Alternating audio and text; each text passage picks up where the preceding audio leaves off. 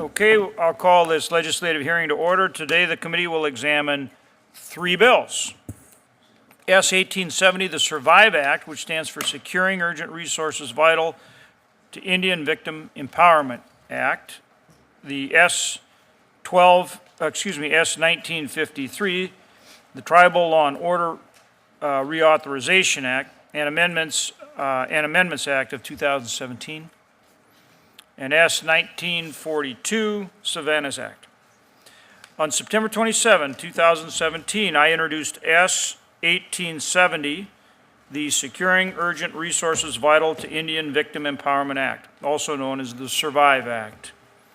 Senators Barrasso, McCain, Daines, Cortez Masto, Franken, Heitkamp, and Tester have joined me as original co-sponsors.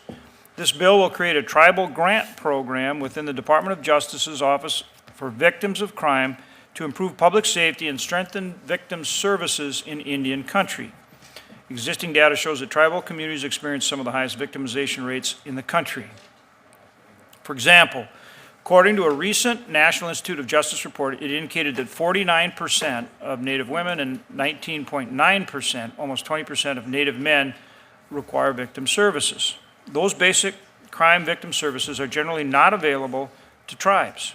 In fact, under the Crime Victims Fund annual cap of $3 billion, tribes only receive 0.7% of the funding through the states, despite the high victimization rates. The SURVIVE Act will help fix that. It would authorize a 5% set-aside of that annual cap for Indian tribes, which would equate to $150 million a year to tribes. The SURVIVE Act would provide more flexibility for tribes. The types of services and capacity building authorized would include emergency shelters, medical care, counseling, legal assistance, and related services, and child and elder abuse programs. In addition, the SURVIVE Act would allow services to be more tailor-made for tribal communities.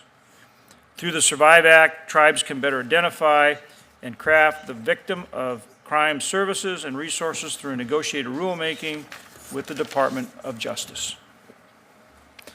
Next, on October 5, 2017, Senators Barrasso, McCain, and I introduced S. 1953, the Tribal Law and Order Act Reauthorization, and Amendments Act of 2017.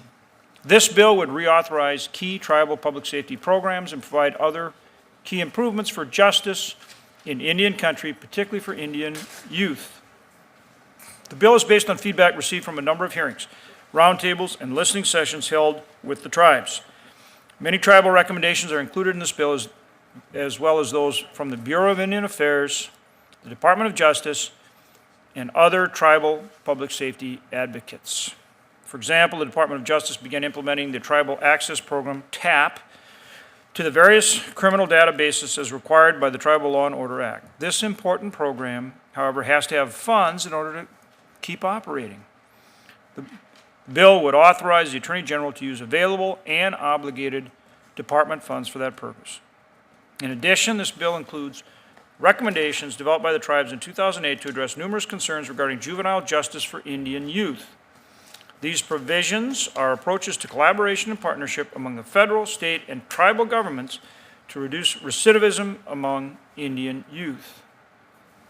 The bill also addresses many other needs, including human trafficking, public defense, trespass, and agency accountability. Third, on September 5, 2017, Senator Heitkamp introduced S. 1942, Savanna's Act. The co-sponsors are Senator Franken, Heinrich, Merkley, Tester, and Warren. The bill, S. 1942, is intended to improve the response of addressing missing and murdered Native women by improving access to federal criminal databases, requiring data collection, and directing the Attorney General to review, revise, and develop law enforcement and justice protocols for investigations. I will turn at this point to Senator Heitkamp so that she can provide comment. Thank you.